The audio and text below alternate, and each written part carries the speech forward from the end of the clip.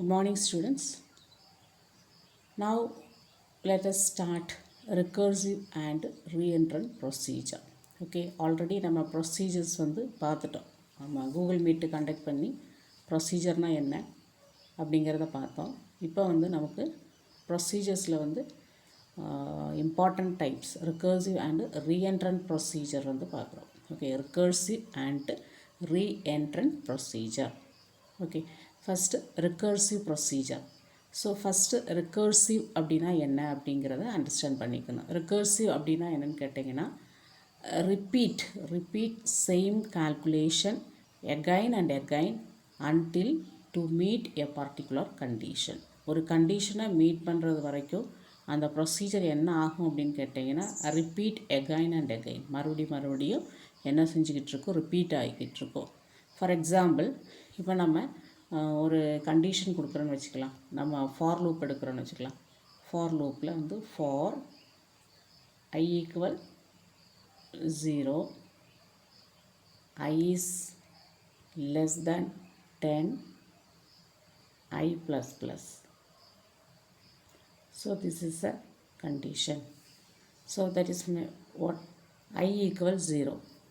அப்போ I வந்து என்ன பண்ணணும், ஃபஸ்ட்டில் வந்து I வந்து இனிஷியல் வேல்யூ I ஜீரோன்னு சொல்லி அசைன் பண்ணும். Next it meet the condition I is less than 10. I is less than 10னா என்ன, I 9 ஆகிறது வரைக்கும் என்ன ஆகணும், I வந்து இன்க்ரீஸ் ஆகிக்கிட்டே இருக்கணும். அப்போது இதுதான் நம்ம என்ன செய்வோம், ரிகர்சிவ் கண்டிஷன் அப்படின்னு சொல்கிறோம். அப்போ 10 டைம்ஸ் 0 1 2 3 4 5 6 7 8 9 ஆகிறது வரைக்கும் என்ன செய்யணும், அந்த ப்ராசஸ் வந்து ரிப்பீட் ஆகிக்கிட்டே இருக்கணும். அப்போ ரிகர்சிவ் அப்படின்னு சொன்னாலே repeat the process again and again until to meet a particular condition. அதுதான் ரிகர்சிவ் அப்படிங்கிறது. அப்போ கால்குலேஷன்ஸ் வந்து ரிகர்சிவ் ரிப்பீட் ஆகும், அதே மாதிரி ஃபங்க்ஷன்ஸும் ரிப்பீட் ஆகும், அதே மாதிரி இங்கே ப்ரொசீஜரும் ரிப்பீட் ஆகுது. ஓகே, அதனால தான் அதை ரிகர்சிவ் ப்ரொசீஜர் அப்படின்னு சொல்கிறோம். Okay, so it is a procedure which call it self. So what is the definition of recursive procedure? It is a procedure which call itself. So that is the answer, which call itself. ஒரு procedure உள்ளேயே மறுபடியும் கால் பண்ணுறது தான் which call itself. Recursive procedures are used to work with complex data structure like trees.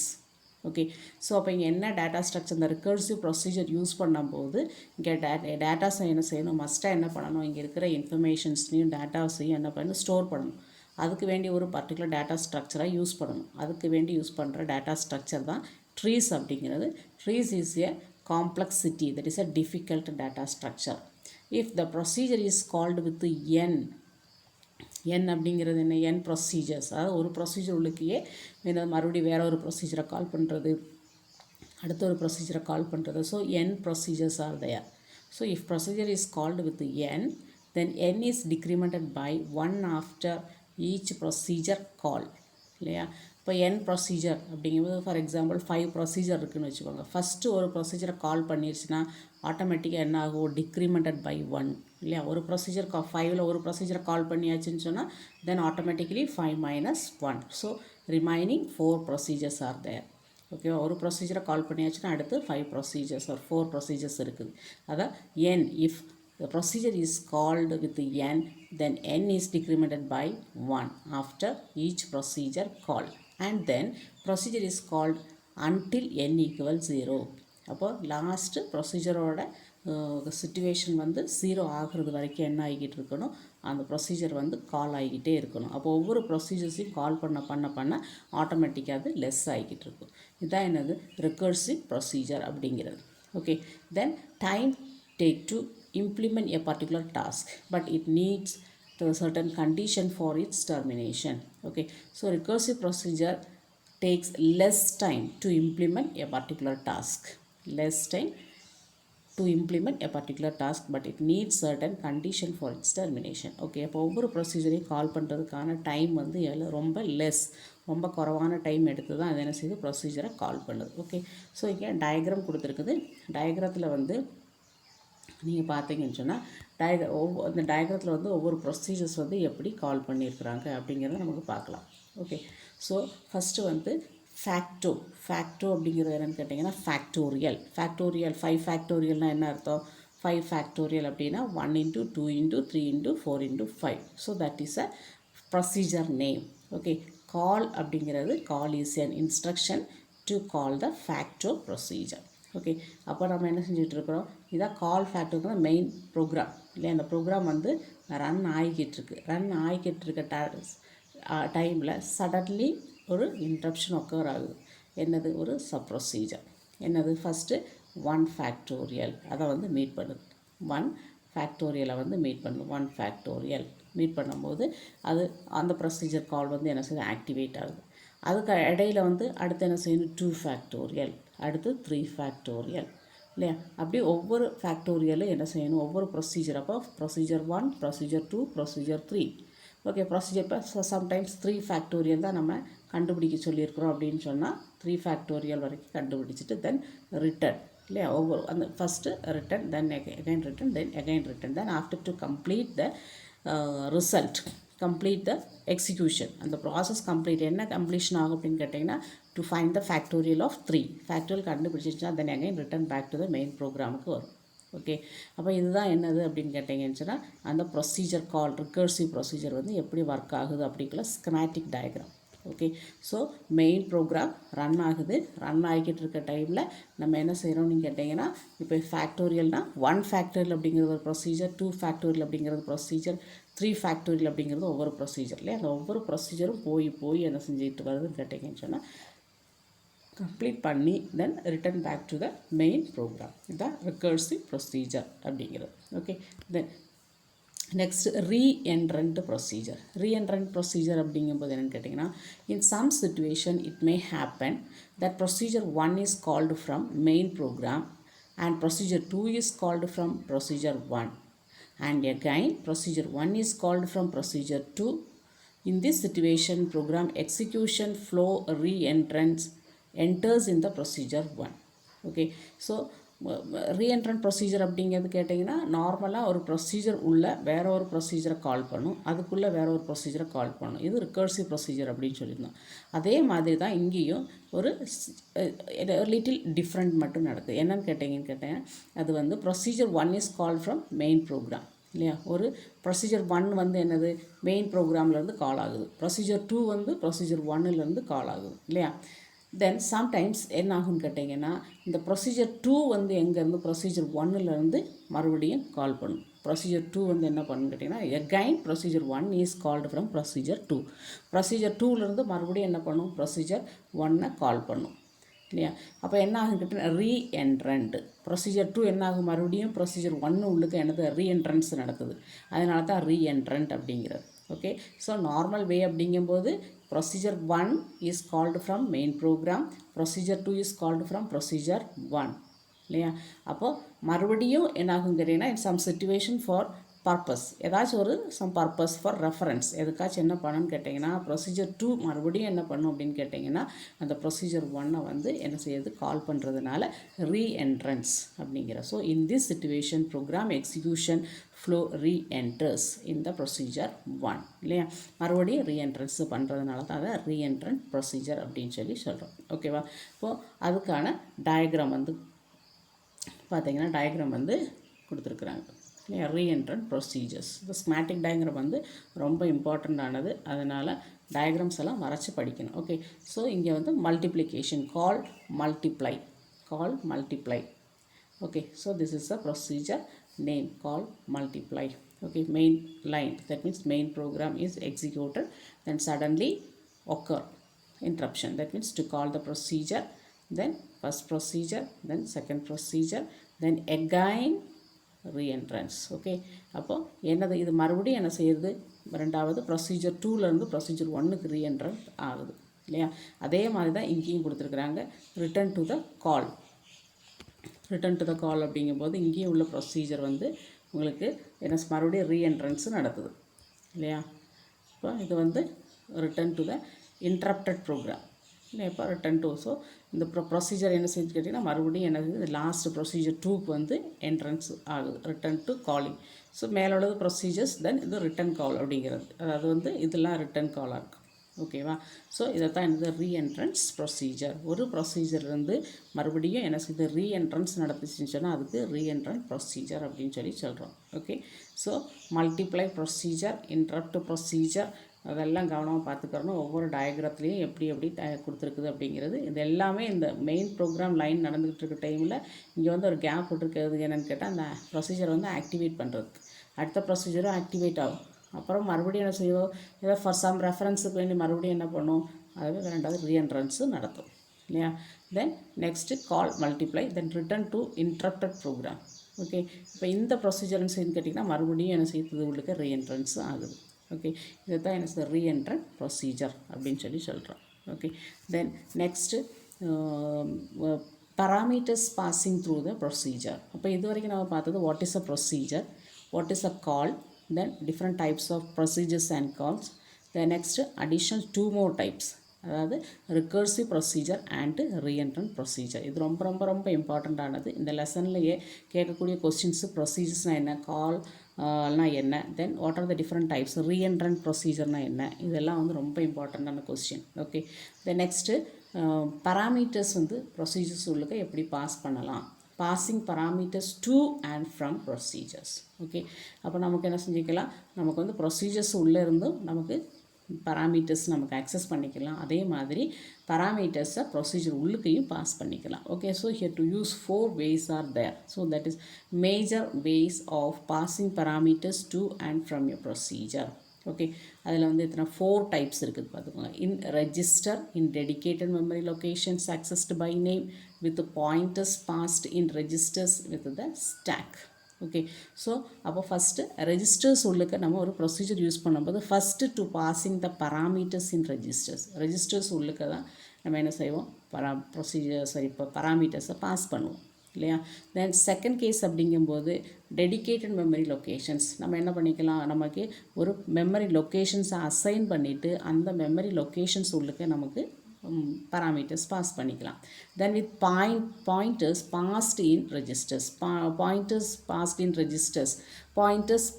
registers means pointers also used to store the address of memory variables.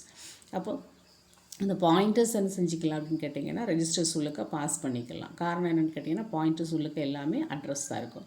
Then next stock இல்லையா. அப்போ நம்ம இந்த address என்ன செஞ்சுக்கலாம் அப்படின்னு கேட்டிங்கன்னு சொன்னால் நமக்கு அந்த பராமீட்டர்ஸை வந்து ஸ்டாக் பேஸ்லேயும் நமக்கு கீப் பண்ணிக்கலாம். அப்படி நமக்கு 4 ways யூஸ் பண்ணி பராமீட்டர்ஸை வந்து ப்ரொசீஜர் உள்ளுக்கையும் பாஸ் பண்ண முடியும். ஓகே. இதில் ஃபஸ்ட் வே அப்படிங்கும்போது passing parameters in registers. The main program can pass up to 6 parameters. First case அப்படிங்கும்போது parameters in registers. ஒரு ப்ரோக்ராம் நம்ம செய்யும்போது ஃபஸ்ட்டு வந்து நம்ம என்ன பண்ணுறோம் அப்படின்னு கேட்டிங்கன்னா பராமீட்டர்ஸை வந்து ரெஜிஸ்டரில் பாஸ் பண்ணுற first case. Okay. So the main program can pass up to 6 parameters to the procedure through the registers. Okay. அப்போ நம்ம வந்து பராமீட்டர்ஸ் நம்ம யூஸ் பண்ணும்போது எது வழியாக தான் நம்ம யூஸ் பண்ணணும், ரெஜிஸ்டர்ஸ் வழியாக தான் யூஸ் பண்ணணும். அதில் நீங்கள் ஜெனரல் பர்பஸ் ரெஜிஸ்டர்ஸ் நம்ம படிச்சிருக்கிறோம். அதுலேயே நம்ம வந்து இப்போ வந்து என்ன செஞ்சுருக்கோன்னு கேட்டிங்கன்னா ரெஜிஸ்டர்ஸ் எல்லாம் மாடிஃபை பண்ணி படிச்சிருக்கிறோம் இல்லையா. AX, BX, CX, DX, SI and DI. So AX, BX, then AX means accumulator register, BX means base register, CX means count register, DX means data registers, then SI source index register and DI destination index register. So these are the common purpose registers. So first parameters passing to these registers before executing the call instruction. Okay. அப்போ ஒரு procedure activate ஆகுறது எப்போன்னு கேட்டிங்கன்னா கால் the procedure. ஒரு ப்ரொசீஜரை கால் பண்ணால் தான் அது என்ன ஆகும், ஆக்டிவேட் ஆகும். அப்போது கால் பண்ணுறதுக்கு முன்னாடியே ஃபஸ்ட்லேயே நம்ம என்ன பண்ணிடுறோம் அப்படின்னு கேட்டிங்கன்னா அந்த பராமீட்டர்ஸை ரெஜிஸ்டர்ஸ் உள்ளுக்க பாஸ் பண்ணிடுறோம். ஓகேவா. அதுக்கு எக்ஸாம்பிள் ப்ரோக்ராம் கொடுத்துருக்குற program to calculate the square of given number. ஒரு நம்பரோட ஸ்கொயர் கண்டுபிடிக்கிறதுக்கானது தான் இந்த ப்ரோக்ராம் இங்கே கொடுத்துருக்கு. ஃபார் எக்ஸாம்பிள் ஸ்கொயர்னால் என்னென்னு கேட்டிங்கன்னா 2 raised to 2. So what is the answer, 4 is the answer. இப்போ இதுதான் ப்ரோக்ராம் கண்டுபிடிக்கிறதுக்கான assembly code. Okay. First main program பார்த்துக்கோங்க. மெயின் ப்ரோக்ராம் வந்து என்ன, ஃபஸ்ட்டு மூவ் BL நம். ஓகே. அப்போது நம்மில் இருக்கிற வேல்யூ வந்து B உள்ளுக்க வந்து என்ன ஆகும், மூவ் ஆகும். நம்மில் இருக்கிற வேல்யூ B உள்ளுக்க மூவ் ஆகும். தென் நெக்ஸ்ட்டு கால் ஸ்கொயர். ஓகே. கால் ஸ்கொயர் அப்படிங்கிறது என்ன, கால் அப்படிங்கிறது வந்து என்னது, ஒரு ப்ரொசீஜரை கால் பண்ணுறது. அப்போது ப்ரொசீஜரோட நேம் என்ன, ஸ்கொயர் அப்படிங்கிறது தான் ப்ரொசீஜரோட நேம். தென் ஆஃப்டர் நம்ம என்ன செய்கிறோம், ஸ்கொயர் கண்டுபிடிச்சிட்டோம்னா பிஎல் உள்ள வேல்யூ வந்து ஸ்கொயரில் வந்து மூவ் பண்ணணும் இல்லையா. அப்போ இங்கே மூவ் நம் பிஎல் அப்படின்னா என்னென்னு கேட்டிங்கன்னா, நம்ம உள்ளுக்கு ஒரு நம்பர் இருக்கும். ஃபார் எக்ஸாம்பிள் 2 அப்படிங்கிற நம்பர். அந்த நம்பரை நம்ம எந்த ரெஜிஸ்டர் உள்ளுக்கு நம்ம மூவ் பண்ணுறோம் அப்படின்னு கேட்டிங்கன்னா, பிஎல் உள்ளுக்கு மூவ் பண்ணுறோம். பிஎல் உள்ளுக்கு மூவ் பண்ணதுக்கப்புறம் என்ன செய்யணும், இந்த ஸ்கொயர் கண்டுபிடிக்கிறதுக்கான ப்ரொசீஜர் வந்து ஒர்க் ஆகணும் இல்லையா. என்ன, 2 raised to 2, 2 into 2. So that is a process. எங்கே இருக்கும் இந்த ப்ராசஸ் வந்து, ஸ்கொயர் அப்படிங்கிற ப்ரொசீஜர் உள்ளுக்கு இருக்கும். அதனால் அந்த ப்ரொசீஜரை வந்து நம்ம இங்கே ஆக்டிவேட் ஆகுது, இங்கே ஆக்டிவேட் ஆகுது இல்லையா. அப்போ அந்த ப்ரொசீஜரை கால் பண்ணிவிட்டு, அப்போ கால் பண்ணோன்னா என்ன ஆகிடும், இந்த பிஎல் உள்ளுக்க பிஎல்குள்ளே ஆன்சர் ஸ்கொயர் கண்டுபிடிச்சி, இந்த ஸ்கொயர் கண்டுபிடிச்சதுக்கான ஆன்சர் வந்து ஸ்கொயர் அப்படிங்கிற பராமீட்டர் உள்ளுக்க பாஸ் பண்ணணும். இதுதான் ப்ரோக்ராம், மெயின் ப்ரோக்ராம். இது ஒவ்வொரு ஆக்டிவிட்டியாக கொடுத்துருக்குறாங்க பார்த்துக்கோங்க. இதில் வந்து என்னென்ன செக்மெண்ட்ஸ் நம்ம யூஸ் பண்ணுறோம் அப்படின்னு கேட்டிங்கன்னா, டேட்டா செக்மெண்ட், அதில் வந்து நம் டிபி அப்படின்னா data byte, DB means data byte. Then 05H அப்படிங்கிறது வந்து போர்ட் அட்ரஸ், போர்ட் அட்ரஸ் அப்படிங்கிறது வந்து இன்புட் போர்ட்டு இல்லைனா ஸ்டோரேஜ் போர்ட்டாக இருக்கலாம், அவுட்புட் போர்ட்டாக இருக்கலாம். ஓகே. தென் SQR அப்படிங்கிறது அதுக்குள்ள ஸ்டோரேஜ், டேட்டா பைட்டுக்கான எவ்வளவு அப்படிங்கிறது. இது வந்து டேட்டா செக்மெண்ட். டேட்டா செக்மெண்ட்டில் வந்து என்னென்னு கேட்டிங்கன்னா, மொத்தம் எத்தனை டேட்டா வந்து நமக்கு வந்து அலோகேட் பண்ணுறோம் அப்படிங்கிறது சரியா. நம் அப்படிங்கிறது ஸ்கொயர் அப்படிங்கிறதுக்கான டேட்டா பைட் எவ்வளவு ஸ்டோரேஜ் கெப்பாசிட்டி ஆகும். அப்போது டேட்டா செக்மெண்ட் அப்படிங்கிறது ஸ்டார்ட் பண்ணி டேட்டா எண்டு சரியா. டேட்டா அப்படிங்கிறது அந்த செக்மெண்ட்கான பேர், அதே மாதிரி எண்டு, டேட்டா எண்டு அப்படிங்கிறது டேட்டா ஸ்டார்ட் பண்ணி க்ளோஸ் ஆயிடுச்சு. ஓகே. இப்போ இந்த ஸ்கொயர் அப்படிங்கிற ப்ரொசீஜரில் வந்து என்ன அப்படின்னு கேட்டிங்கன்னா, ஸ்கொயர் அப்படிங்கிறது ப்ரொசீஜர், அது என்ன, நியர் ப்ரொசீஜர். ஓகே. இதில் தான் என்னது ஆன்சர் கண்டுபிடிக்கணும். அப்போது ஃபஸ்ட்டில் வந்து பிஎல் உள்ளுக்கு என்னதுக்கு வேல்யூ இருக்குது இல்லையா. அந்த பிஎல் வந்து எங்கே மூவ் ஆகணும், ஏஎல் அப்படிங்கிற ரெஜிஸ்டர் உள்ளுக்கு மூவ் ஆகணும். மூவ் ஆன உடனே என்ன பண்ணுதுன்னு பார்த்தீங்கன்னா, மல்டிப்ளை பிஎல் அப்படின்னா, அப்போ என்ன, பிஎல் உள்ளுக்கு ஆல்ரெடி ஒரு வேல்யூ இருக்குது, அந்த வேல்யூவை என்ன பண்ணிக்கிறோம், இங்கே மல்டிபிள் பண்ணிக்கிறோம். ஓகே. மல்டிபிள் பண்ணிவிட்டு என்ன பண்ணும், அந்த ஏஎல் உள்ள வேல்யூ மீண்டும் பிஎல் அப்படிங்கிற ரெஜிஸ்டருக்கு மூவ் பண்ணி then return, then square end P, முடிஞ்சிச்சு procedure. Okay. So move BL to AL. Okay. BL to AL. அப்போ பிஎல்லையும் என்ன இருக்குது, அந்த வேல்யூ வந்து ஏஎல்லையும் வேல்யூ இருக்கும் இல்லையா. ஏஎல் இப்போ 2 அப்படின்னு கேட்டிங்கன்னு சொன்னால் ஏஎல்லையும் என்னாகும், 2 இருக்கும், பிஎல்லையும் 2 இருக்கும். ஸோ பிஎல்லும் உள்ள வேல்யூ 2 அப்படிங்கிற வேல்யூ ஏஎல் உள்ள வேல்யூவோட மல்டிபிள் பண்ணி ஆன்சர் கிடச்சிரும். கிடைச்ச வேல்யூ வந்து என்ன ஆகுது, அந்த பிஎல் உள்ளுக்கு வந்து என்ன மல்டிப்ளை வித் பிஎல், அதாவது ஏஎல் உள்ள வேல்யூவும் பிஎல் உள்ள வேல்யூவும் என்ன செய்யும், மூவ் ஆகி மல் பிஎல் அப்படிங்கிறதுல வந்து மல்டிப்ளை ஆகிடும். இந்த நெக்ஸ்ட்டு மல்டிப்ளை ஆனதுக்கப்புறம் ஏஎல் வேல்யூ பிஎல் அப்படிங்கிற ரெஜிஸ்டருக்கு மூவ் ஆகுது, மூவ் ஆகி தென் என்ன செஞ்சு ரிட்டர்ன் பண்ணிடுது. ஓகே. அப்போ இங்கே வந்து என்னென்ன ரெஜிஸ்டர்ஸ் வந்து நம்ம யூஸ் பண்ணுறோம் அப்படிங்கிறது பார்த்துக்கோங்க. அப்போ ஃபஸ்ட்டு ப்ரோக்ராம் நம்ம கால் பண்ணுறதுக்கு முன்னாடியே ஃபஸ்ட்டு மெயின் ப்ரோக்ராம் எக்ஸிக்யூட் ஆகுது. அதுக்கு எக்ஸிக்யூட் ஆகிறதுக்கு என்னது, ஃபஸ்ட்டில் வந்து என்னது, நம்மளோட ரெஜிஸ்டர் தான் அங்கே என்ன பண்ணுது, ரெஃபர் பண்ணுது. ரெஜிஸ்டர் ரெஃபர் பண்ணும்போது என்னென்ன ரெஜிஸ்டர்ஸ் இருக்குது, CL, DL, SI, DI, AH, BH, CH, DH. Okay. இது எல்லாமே என்னென்னு கேட்டிங்கன்னா ரெஜிஸ்டர்ஸ். அப்போ parameters, passing parameters in register. அப்போ ஒரு பராமீட்டர்ஸ் ஒரு வேரியபிள்ஸ் அப்படிங்கிறது, ஆர்குமெண்ட்ஸ் அப்படிங்கிறது என்னது, ஃபஸ்ட்டில் ரெஜிஸ்டர்ஸ் உள்ளுக்க நம்ம பாஸ் பண்ணுறோம். எப்போ, பிஃபோர் காலிங் த இன்ஸ்ட்ரக்ஷன். ஒரு இன்ஸ்ட்ரக்ஷன் வந்து நம்ம கால் பண்ணுறதுக்கு முன்னாடியே நம்ம என்ன செஞ்சுக்கலாம், நம்ம என்ன பராமீட்டர்ஸை ரெஜிஸ்டர் உள்ளுக்க பாஸ் பண்ணிக்கலாம். இதுதான் first method. Okay. So then இதெல்லாம் ரொம்ப ஈஸியான ஒரு கான்செப்ட் தான். அதனால் then next remaining 3 types of parameters passing to the procedure. Okay, அது நமக்கு continue to the next video. Okay, so I stop here. Thank you.